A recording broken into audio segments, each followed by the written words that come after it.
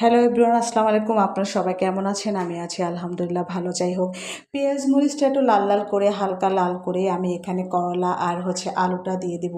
এবং করলা ভাজিতে বেশি করে পেঁয়াজ দিতে হবে। তো আমি একটু হলুদের গুঁড়া, একটু লবণ দিয়ে আমি এটাকে ভালো করে নাড়াচাড়া করে এবং করলা ভাজিটা শেষ করে আমি পাশের চুলাতে বেগুন ভর্তা করব।